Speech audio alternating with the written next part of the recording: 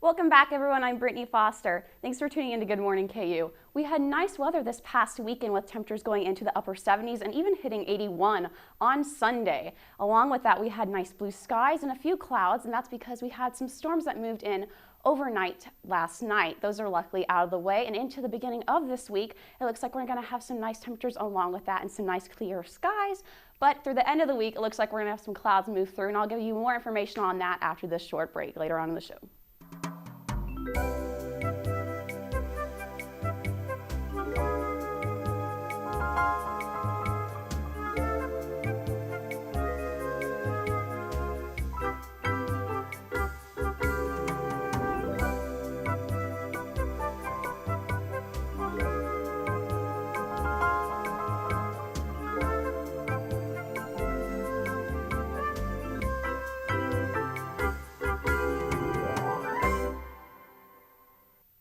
Good morning and welcome to Good Morning KU. I'm Mario Ramos. And I'm Courtney Johnson. So Mario, can you tell us what you did this weekend? Yeah. This Saturday I went to the big event, which is the campus-wide community service event here, not only at KU, but Lawrence or Douglas County. And just a bunch of students, a bunch of us just went out to different sites and did stuff such as clean the community and it's kind of like give back or kind of clean. A lot of volunteer work. A lot of volunteer work, yeah. And I went to this lady's home and I got to clean her garden or clean her yard, and I got to rake leaves and dig out some of her unnecessary plants. And that was from 10 a.m. to 2 p.m. So, it went fast. It made time go by fast. But you did a lot of volunteer work this weekend. And it was nice weather. It wasn't terrible outside. Yeah. Like I wasn't I was sweating obviously, but I wasn't drenched in sweat. Like it wasn't unbearable heat. Yeah. Like I survived. My group survived. Like it was just the perfect weather this weekend. And also yesterday I went on a sisterhood retreat with my sorority, and it was also outdoors. It was at the Adams Challenge course, and it's just we got to do stuff such as kind of swing a rope from one side to the other. I can't really explain it, but it's just sisterhood. It was sisterhood bonding, and we had to do this thing where we had to climb a wall, and I don't know. I want to say it was 10 feet. Was it tall. A big challenge or something? Yeah, it was a challenge course. So yeah, it was we had 3 challenges to do as sisterhood bonding. So it was just all of us and trying to conquer these challenges. But yeah, that's what I did during my weekend. What did you do during your weekend? Over the weekend, I didn't get to enjoy the good weather.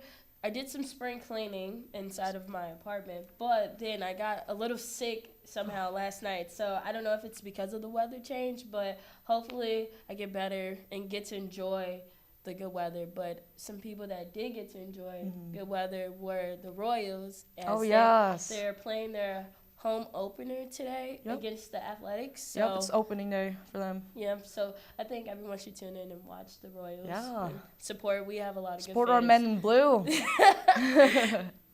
And then today is also National Siblings Day. Yes. So and, personally, that's a big national day for me because I have 2 siblings, and I don't know, it's good to give them a little recognition, show a little love on social media, hashtag National Siblings Day. But yeah, do you have any siblings? I do. I have an older brother, and it's unfortunate that he's in Chicago right now and I'm at school, but it's happened to us before where he was at school and I was at home, and I miss him so much. So I'll be home in a couple months to see him. So I think that'll be good. That's good, yeah. And I think today we have someone from the Student Senate election, so be tuned to stay in and watch that.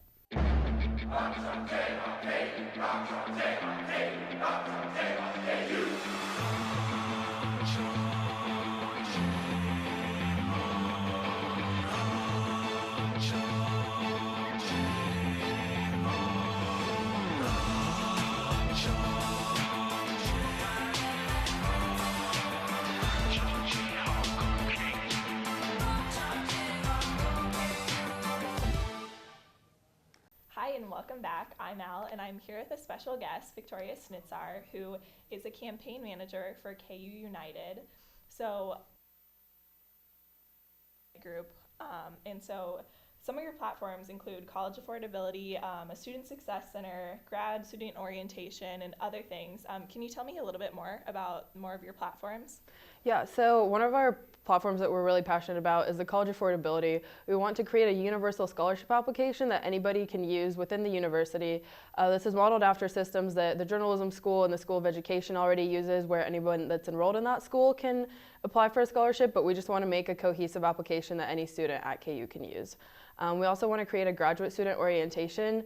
Graduate students make up 25% of the student body, and they're really integral to the process of the University of Kansas, because you could be a freshman, and if you're just taking core prerequisite classes, you could not interact with a full professor until your second semester your freshman year or even your sophomore year. So if graduate students aren't having the best experience, they might not be contributing to undergrads having the best experience for their first moments here at KU.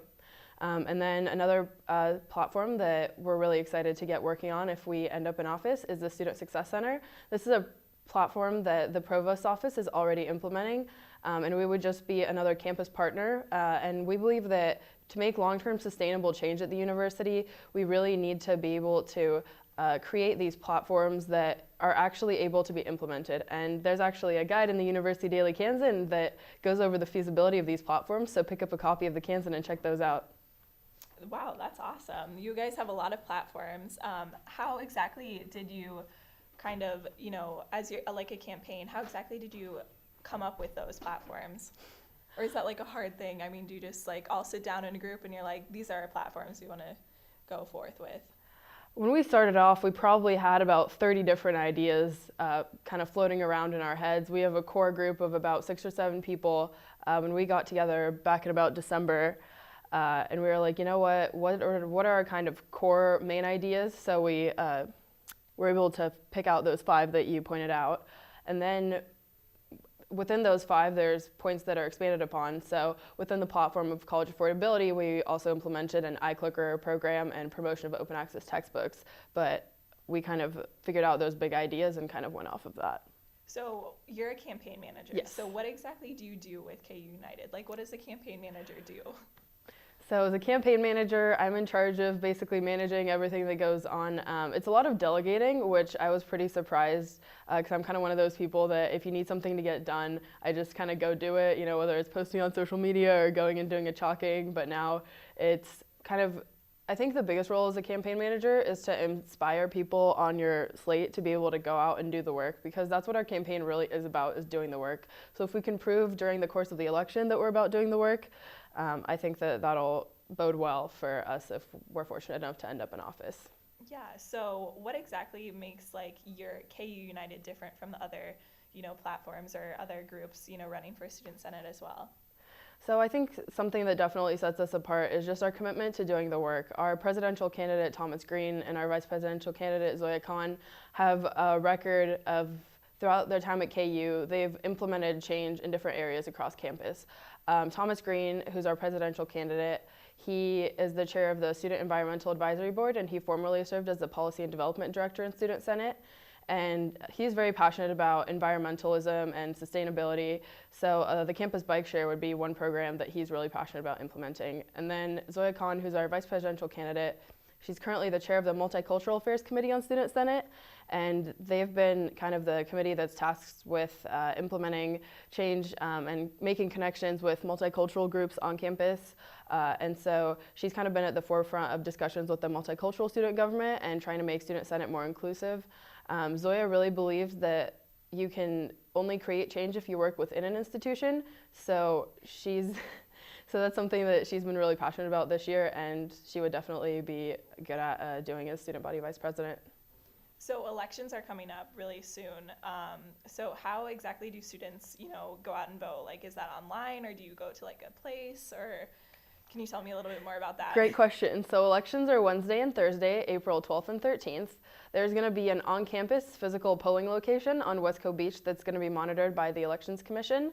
And then you can also vote virtually on rockchalkcentral.ku.edu, and you just log in with your student ID and you vote. and I hope that you'll support us and vote KUnited.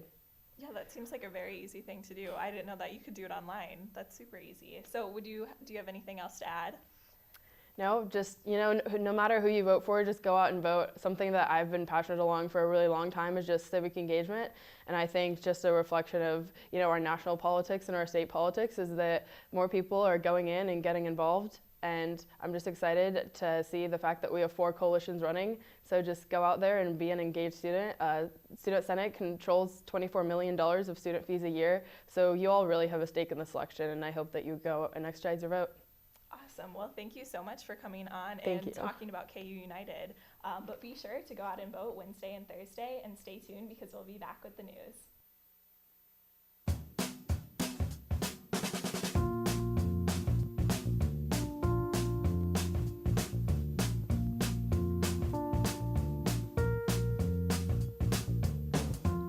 When you shop local in the heart of the city, you support the people that make our community thrive. The money you spend here stays here, in this place we call our home. Lawrence, Kansas, where there's good old-fashioned hometown pride. Eat local, drink local, shop local. Welcome back. I'm Bryce Horowitz, and these are your Good Morning KU headlines. The Egyptian president declared a state of emergency after 2 suicide bombings yesterday. ISIS militants attacked Coptic churches during Palm Sunday masses. 44 people were killed in the attacks.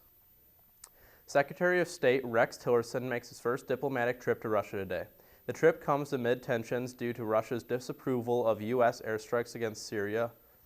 Tillerson spoke yesterday criticizing Russia's policy in Syria. Some Kansans will vote tomorrow in the first congressional race since the general election. The special election between Republican Ron Estes and Democrat James Thompson wraps up tomorrow. The race is expected to be a reflection of opinions on President Trump. It is also election season on campus. Student Senate elections are on Wednesday and Thursday this week. In addition to voting for Student Senate, students will be voting this year on the Redo Your U referendum. Good news for Jayhawk basketball fans. Junior Devontae Graham has announced he will be returning to KU next season. The announcement was made via Twitter. Graham is expected to be a leader on the team next season. And it's opening day for the Kansas City Royals in Kauffman Stadium. The game against Oakland starts at 3:15 p.m. The Royals are coming off a 5-4 loss against the Houston Astros in a 12-inning game. And that will wrap it up for today's news update. Stay tuned, and after the break, Katie will be back with a guest from the KU Student Senate Election Commission. Where you go to college makes a statement about you. This place will become a part of you, your identity for life.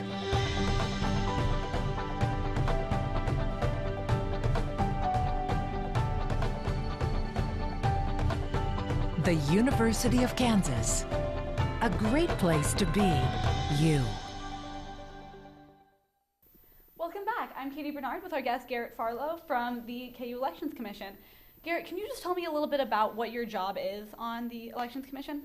Yes, of course, and thank you for having me here today.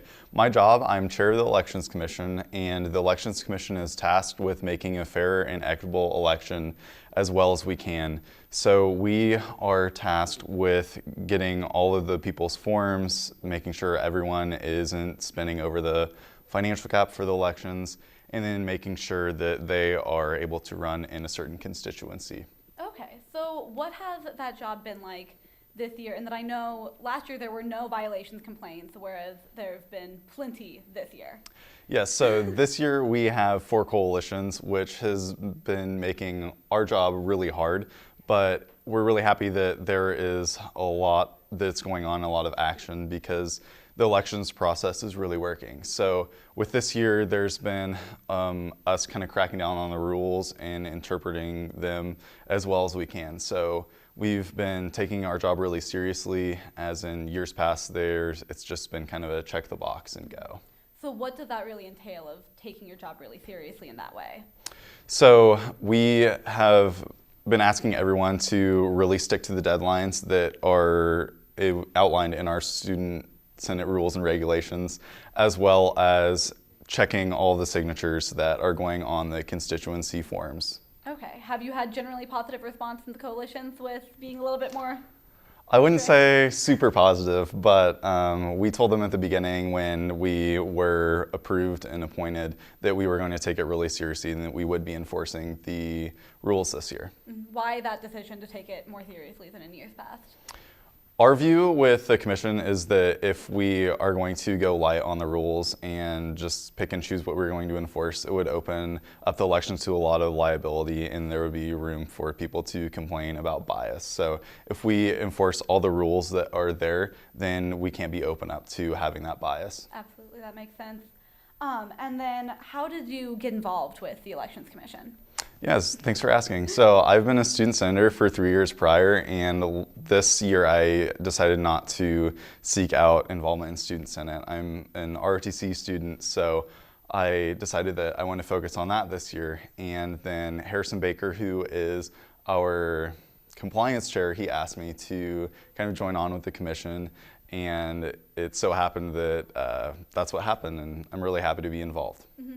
Students looking to get involved in the future, what is the process of getting involved in an elections commission? Yes, so you will apply to the Chief of Staff of Student Senate, and the only requirements are that you are not in Student Senate currently or previously for the past year, and that you don't have any connections with the University of Daly Canson or really any other student centers, just to eliminate any bias that could be involved. Absolutely. And then, so elections are coming up this week, the 12th and 13th, right? Yes, absolutely. Why is it important that students go out and vote in that? So it's really important for students to go out and vote in this election because Student Senate allocates over $24 million in student fees. We also have a referendum that is going to vote for the union. It will be $50 a semester for potentially 30 years. So we're going to advocate for people to be as active as possible in this election. The UDK has a voter guide that I think was published today. So there's no reason that you can't be informed, and we'll have a polling location on Wesco. Okay, anything you'd like to add? Vote at rockchalkcentral.ku.edu. All right, that's all we got. We will be back with Brittany and the weather.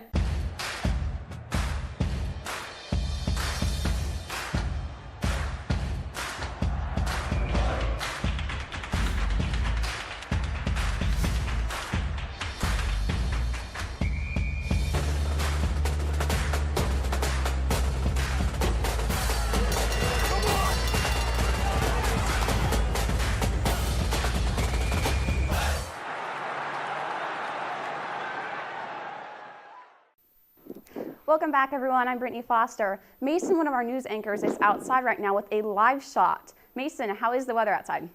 Hi, Brittany. It's pretty nice out here. It's nice high 50s, it feels like. It's a little breezy. Yeah, that wind actually is going to pick up throughout the rest of the day today, up to maybe even 20 to 25 miles per hour. So it's a little gusty. Do you see a lot of people maybe wearing jackets outside right now? Yeah, definitely. Most people are wearing shorts with jackets or pants with a t-shirt. So yeah, because that bundle wind up, stay warm, protect yourself from the wind. Yeah, that wind's going to make it feel a little bit colder. So does it feel a little bit chilly though? Because right now we're about at 58 degrees. We're going to warm up today though to a nice upper 60s maybe. How's it feel now? It does feel a little bit chilly. You definitely need a jacket to be out here walking to class. Yeah, and is it pretty sunny? It looks like it's pretty sunny. We have some blue skies in the background. Definitely very sunny. I wish I had sunglasses on right now.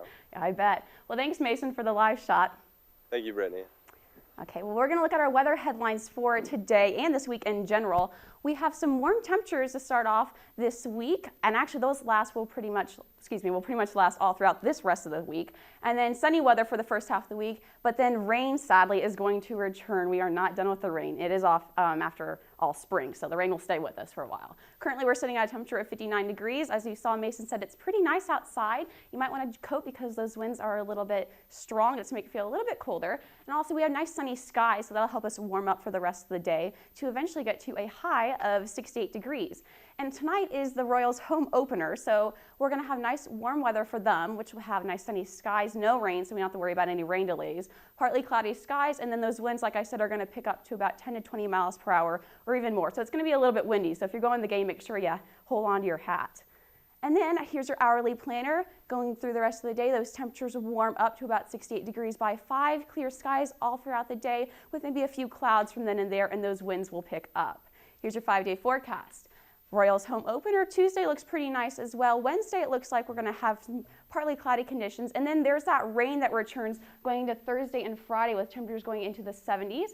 And the Royals game, maybe because of the rain, could cause some rain delays, but it doesn't look like it's going to be a complete washout. We should have a pretty nice end to the week besides some few spots of rain. Thanks for tuning in to Good Morning KU. Have a great rest of the week.